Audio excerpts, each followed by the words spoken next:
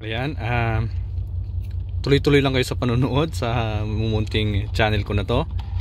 Marami kayong mapupulot na ideya dito. Okay? Tuloy-tuloy ko rin isi-share sa inyo ang tungkol sa mga sari-saring relays. Ito naman sa mga protection device to. Mga motor protection device. O hindi lang sa motor, sa lahat ng device na nasa panel, maganda to. Kasi yung purpose nito is under voltage relay. Pag bumaba yung voltahe, automatic mapuputol yung linyada niya. Pwede natin siyang gawing emergency switch din, under voltage emergency cut off switch. Okay, pwede siyang gawin. Idaan muna sa kanya lahat yung linyada.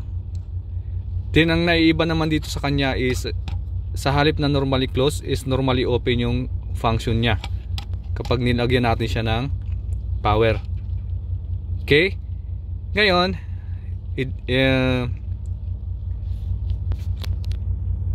i-demo ko muna sa inyo yung mga settings nito, paano natin mag-function. Ito yung test button nya. Yan, test button. Operating time. Halimbawa gusto natin bago siya mag cut off is 2 seconds. Bibilang tayo ng 2 seconds. Then release time nya, releasing time nya is palagay natin mga 5 seconds. Ayan, isit natin sa 5 seconds bago siya mag-release. Babalik. Ayan. Then meron naman siyang reset button. Then dito naman yung halimbawa 220 volt yung supply natin, babaan natin. Palagay natin, ilagay natin 210 volt o 180 volt. Pag bumaba doon na siya magpa-function. Madidetect niya na yung na bumaba na yung voltahe niya, yung nagsusupply sa kanya. Okay? Yun yung purpose niya. Ibig sabihin yung A1, A2 niya, yung coil niya gagana mula 160 volt hanggang 220. Ngayon pag bumaba na siya doon sa settings mo, halimbawa yung settings mo is 210 o mas mababa pa, 180. Yan. Titest din natin para masundan niyo yung function. Then ito muna yung diagram niya. Ayan.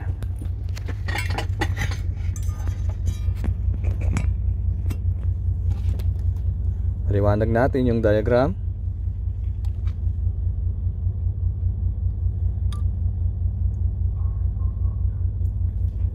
Ayan, halimbawa 220 volt dito, kahit wala ng transformer na to, kasi dito siya kumuha ng supply, may supply na siyang steady. Then ito yung coil is 220 pa rin, 220 pa rin yung coil niya, kahit dito na lang din tayo kukuha, pwede rin yun. Parang hindi ko nga rin tawag dito, parang hindi rin ako sang-ayon sa diagram na to, kasi dapat to 380 volt. Yung coil niya is only 220 volt, hindi nasunog yun. Dapat dito na siya nag-connect sa 220. Okay, din ayan, papunta siya sa common yung isa supply, then normally open, bumalik siya dito papuntang coil ng magnetic contactor. Then mayroon din siyang holding coil na normally open na kailangang mag-hold, then on button normally open, then off button normally close. Parang gumawa lang din tayo ng control ng single control starter ng motor, pero dumaan muna sa kanya sa normally open nya. Ayan, sa common at saka normally open. Ayan, kung masusundan ninyo, pwede naman yung i-post yan, then screenshot. Ito yung tinatawag natin na electronic under voltage relay. Ayan, makikita niyo mayroon pang design na isa na UOCR. Mayroon din akong video ng UOCR. Electronic overcurrent relay naman to. Yon, panoorin nyo rin yung video ko na yon. masusundan nyo rin. Halimbawa kung hindi pa kayo familiar doon. Okay? Parang abubot lang din yun, over design na rin din. Ginawa lang electronics yung thermal overload relay. Ayan. Baka nasundan na ninyo. Then iti-testing natin. Try natin. Ayan.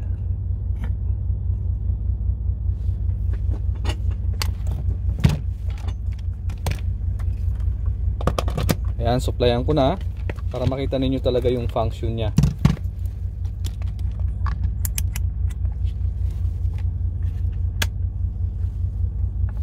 Ayan, medyo masilaw yung ilaw. Patayin ko muna.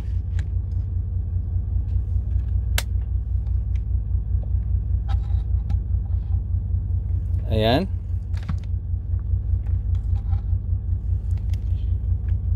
Ngayon, dito siya nakakonek sa normally open. Ayan, kung mapapansin niyo may contact siya, yung normally open. Normally open siya. Pero pag nagkaroon siya ng power, magno-normally close siya, automatic. Then ito yung normally close is nagno-normally open siya. Okay?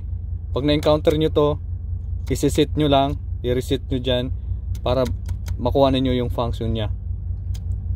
Kung sakali na ma-encounter, lalong-lalo na sa mga aspiring electrician dyan.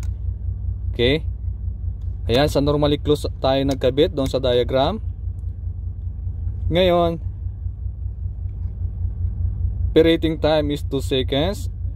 Then ititest natin 1, 2. Yon, nag-open agad siya sa 2 seconds. Open na siya. Then re-release din siya ng kung ilang seconds dito yung sinit natin dito, yung releasing time nya, palagay natin 4 seconds yon. Re-release din siya agad, babalik siya. Pero na-cut off na yung control sa magnetic contactor. Automatic siya babalik ng close. Okay? Hindi siya manual tulad ng thermal overload relay na mayroon siyang manual doon, hand doon na nakaangat.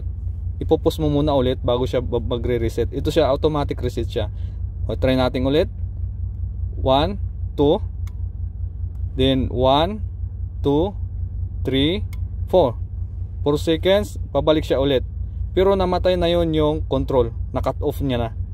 Okay, yun ang function nito ng electronic under voltage relay. Then depende sa settings nyo dyan, kung ilan yung ibababa niya. Halimbawa 220 volt yung supply natin. Pag bumaba siya ng 210 or 200 volt, 180 volt yung settings natin, bago siya magre-release, mag-o-open.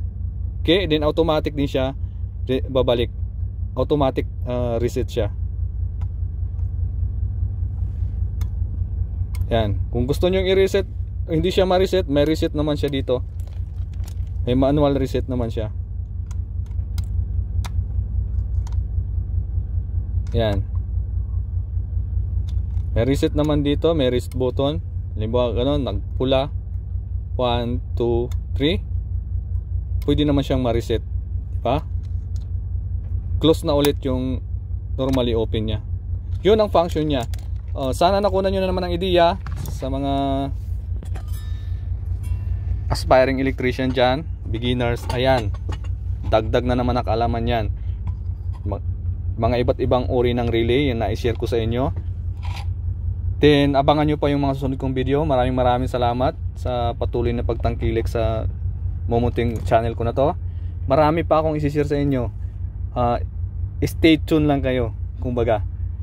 Hanggat meron akong time na gumawa ng video, gagawa ako ng gagawa. Hanggat mayroon akong naisip. Ang mahirap kung wala na akong isip. Joke lang. Salamat. Bye bye.